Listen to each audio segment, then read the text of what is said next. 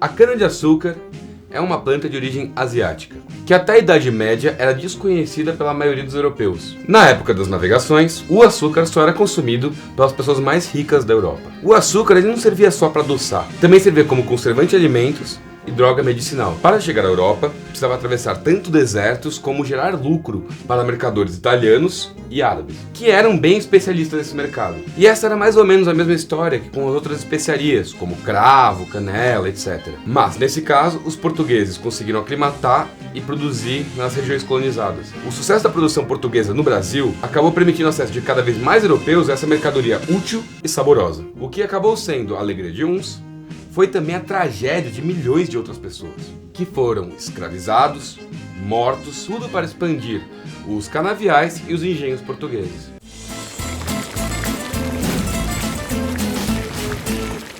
Desde a carta de Pero Vaz de Caminha, já estava claro que o interesse de Portugal nessas terras surgiam das motivações que as navegações tinham tido até aquele momento. Ou seja, a colonização portuguesa da América foi, desde o início, uma empresa em busca de lucros no mercado de luxo europeu, uma conquista militar visando o fortalecimento da monarquia portuguesa e uma expansão cultural e religiosa em terras até então desconhecidas. A colonização era um empreendimento que se adaptava às circunstâncias e explorava várias formas de obtenção de lucro. Até o início da colonização do Brasil, os lucros vinham principalmente da pilhagem e do comércio.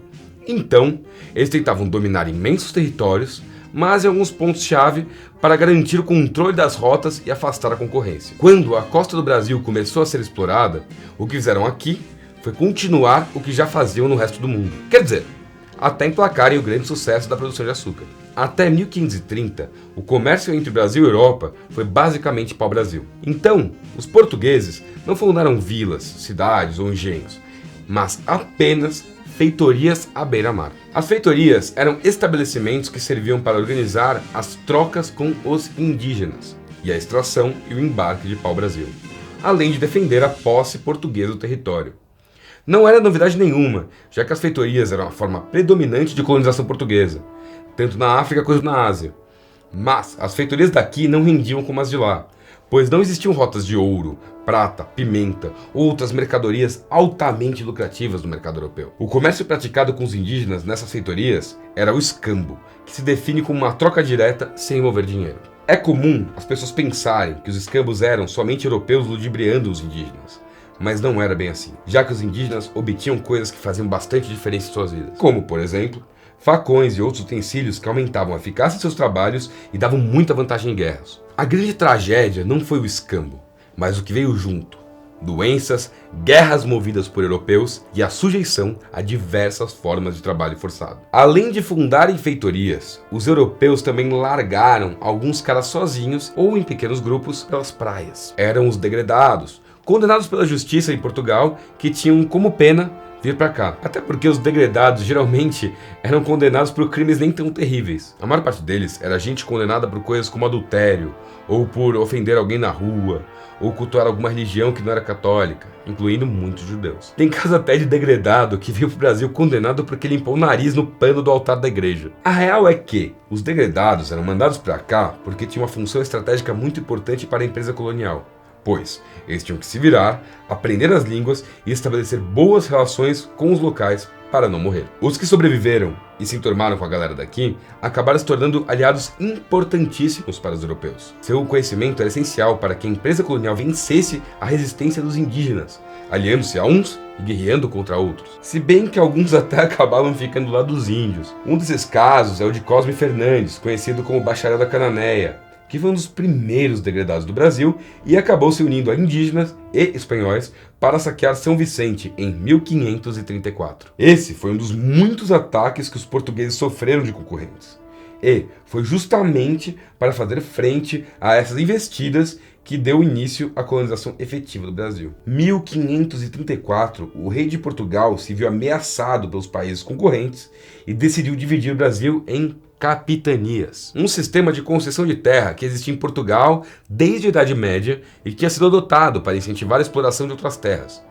As capitanias hereditárias ou donatárias era uma forma de parceria entre o rei de Portugal e investidores privados. Por esse sistema, o rei concedia o monopólio da exploração das terras, desde que os donatários organizassem a produção de gêneros lucrativos e afastassem as ameaças, e as capitanias passavam de pai para filho e davam amplos poderes aos donatários, inclusive o de nomear funcionários da administração e da justiça para distribuir as terras. Isso se dava na forma de sesmarias, que era uma posse que o rei concedia a seus súditos. Era uma posse que só se valia se a terra produzisse lucros para Portugal. A divisão feita em 1534 estabeleceu 14 capitanias portuguesas, segundo o Tratado de Tordesilhas. Essas linhas nunca se tornaram realidade fora dos mapas das leis. Poucos chegaram a tomar posse das terras, e aqueles que tomaram nunca seguiram os limites. O sistema deu resultados para Portugal apenas em algumas regiões da costa, em especial nas capitanias de Pernambuco e de São Vicente. Nessas capitanias foram surgindo, a partir de 1550, os primeiros engenhos de açúcar, e eles usavam o trabalho escravo de indígenas e africanos. A sociedade açucareira no Brasil é impensável sem a escravização. E pode parecer estranho, mas a navegação ao longo da costa brasileira era mais difícil do que aquela entre Angola e Brasil. E quando os portugueses deram conta disso, decidiram criar áreas que se complementavam economicamente. Nessa nova organização das colônias, o Brasil deveria se especializar na produção de açúcar e a Angola deveria se especializar na escravização. Com isso, a empresa colonial lucrava duplamente, já que vendia os trabalhadores e depois vendia a produção deles no mercado europeu. A relação entre a África e a América sob o controle dos europeus deu origem a um espaço econômico altamente lucrativo, o Atlântico Sul escravista. A história da formação deste espaço é contada pelo historiador Luiz Felipe de Alencastro no livro O Tratado dos Viventes. No livro, o autor conta como as margens do Oceano Atlântico se interligaram, conectando a escravização de pessoas na África à produção de cana na América, e isso com o consumo de açúcar e outras mercadorias tradicionais na Europa.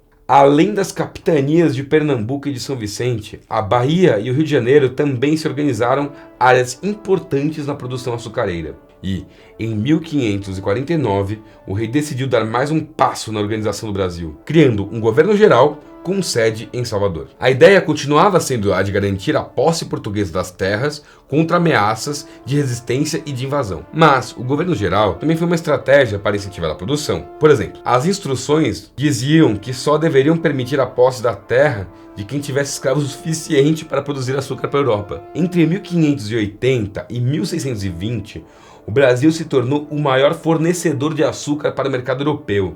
E, no mesmo período, o número de africanos escravizados introduzidos no Brasil se quadruplicou. Foi então que milhares de fugitivos dos engenhos de Pernambuco e da Bahia se reuniram numa serra, no interior de Alagoas, fora do alcance dos brancos, para viver de acordo com as tradições africanas. E esse era o Quilombo dos Palmares, ou Angola Janga, a pequena Angola. Mas isso aí é assunto para outro vídeo. É isso aí, galera, eu espero que vocês tenham gostado desse vídeo. Se você gostou, dessa joinha, deixe seu comentário aqui embaixo. Se você quer ajudar a revisão, você pode ajudar tanto mandando algum roteiro, alguma pesquisa sua por e-mail para o contato@canalrevisão, ou você pode nos ajudar no nosso crowdfunding, que é no apoia.se/canalrevisão. É isso, é nóis. Falou!